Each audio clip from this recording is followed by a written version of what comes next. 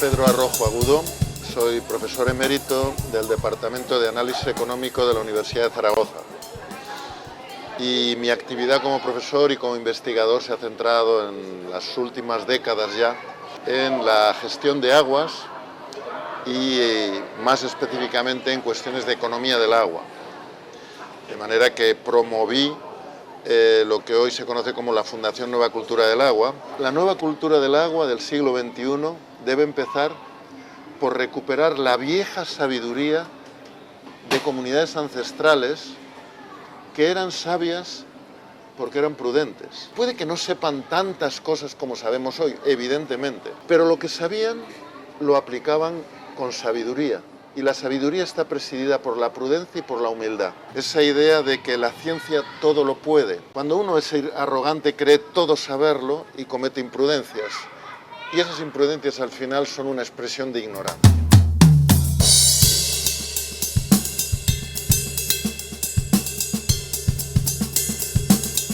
Tengo una opinión formada muy positiva de lo que es la experiencia, por un lado, de democracia participativa, que representa el programa Cultivando Agua Boa, un programa de cómo decenas de miles de personas en el territorio se articulan, organizan para decidir cuestiones significativas, sustantivas, no solo de la gestión de aguas, sino de la gestión de los alimentos, de las producciones, de la salud pública, de la cultura, en este caso de la recuperación de la lengua guaraní, y otra cosa muy interesante es que cruce fronteras. El programa Agua Boa se implementa acá sobre la base de un hecho primario, previo, que es una mega represa hidroeléctrica, que en este caso era Itaipú, es Itaipú. El impacto social, el impacto en el territorio, ¿no?, de una mega represa de ese tipo en muchos lugares del mundo es una verdadera catástrofe social. Se estima entre 40 y 80 millones las personas que han sido desplazadas a la fuerza de sus lugares de vivienda y de vida por grandes represas. Bien, esa parte del impacto de la gran represa sobre las comunidades de alrededor, del propio territorio, yo creo que es un ejemplo muy interesante. Se usa buena parte del beneficio, entiendo, que sale de la explotación de esa represa para activar la economía de base del territorio. Una democratización de la gran economía. No ocurre en ningún otro lugar del mundo que yo conozca.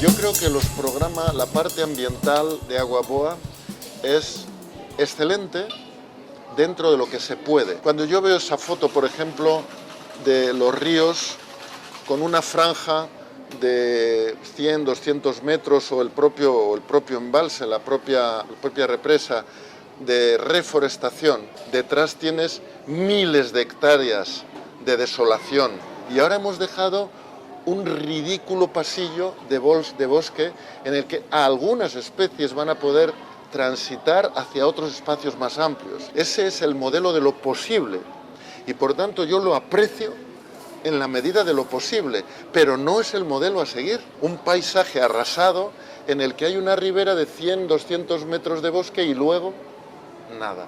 Por otro lado hay una actividad cultural ambiental extraordinaria, muy positiva, que vincula el medio ambiente, la filosofía ambiental de la sostenibilidad con la alimentación, con la salud, con el compromiso personal de la vida diaria.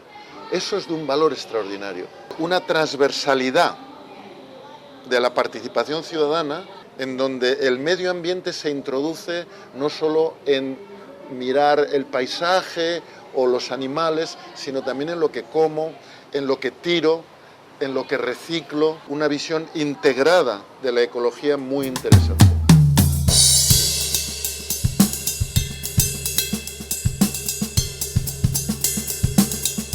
Yo creo que estamos en un tiempo ya de cambio de paradigma. Estamos en plena época de crisis del paradigma de dominación de la naturaleza. y emerge un nuevo paradigma que le llamamos sostenibilidad. Paradigma de dominación de la naturaleza no es un paradigma capitalista. Alguna gente dice, un paradigma capitalista. No, es un paradigma del renacimiento. Hay que torturarla hasta que nos confiese el último de sus secretos. Si yo fuera a un congreso científico y hablara de dominar a la naturaleza, o hablara de dominar a la mujer, quedaría horrible. Dirían, ¿de dónde salió este dinosaurio del Jurásico inferior? Hoy lo que hay que hablar es de que hay que conocer a la naturaleza para respetando sus leyes. Yo digo, a veces lo comparo con el paradigma de dominación a la mujer. Yo digo, oye, ese paradigma está en crisis y algún energúmeno llega a la barra del bar y dice, hoy le he pegado 2 hostias a mi mujer, como se dice en España, ¿no? Pues hace 10 años dirían, algo habrá hecho. Seguimos marginando a la mujer en muchas cosas, pero ya se nota que el paradigma está roto porque queda mal hablarlo. Pero yo pienso que estamos en el cambio. Tardaremos un poco más, pero estamos cambiando. Y en ese contexto es en el que las viejas ideas de nuestros ancestros que hablaban de la madre tierra, del respeto, emergen en conexión profunda con el nuevo paradigma de sostenibilidad.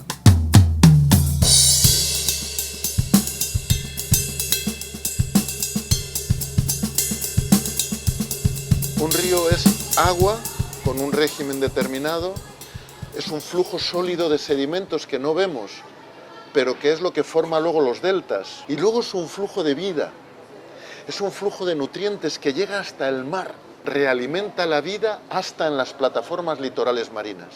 Hoy sabemos que el 90% de las arenas de playa, de playas turísticas, no proceden de la erosión de las olas en el litoral marino, sino que proceden en su mayoría de la erosión en el continente de los ríos que aportan esas enormes cantidades de arenas, de sedimentos, que luego las corrientes litorales marinas las reparten en forma de playas turísticas. Hoy sabemos que la sardina, el boquerón, muchas especies alevinan, ponen los huevos al final de los grandes ríos, aprovechando en los momentos en donde se esperaban las grandes crecidas. Esas grandes crecidas que no solo llevan agua dulce al mar, llevan también sedimentos al mar y llevan ingentes cantidades de nutrientes continentales que fertilizan la vida de las plataformas litorales marinas.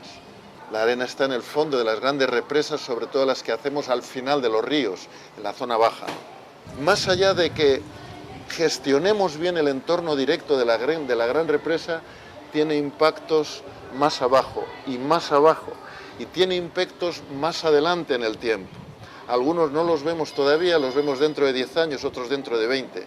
Tendremos que saber hacer un itinerario en la historia de la humanidad, desde esas grandes tecnologías que en ocasiones pueden ser muy agresivas con el medio ambiente, hacia tecnologías descentralizables y renovables. Cuando se me dice, ¿y si se hiciera al final una sociedad igualitaria, qué haríamos con las grandes empresas? Yo digo, bueno, pueden socializarse si organizamos las cosas de manera similar a como se está haciendo con la actual gestión de Itaipú.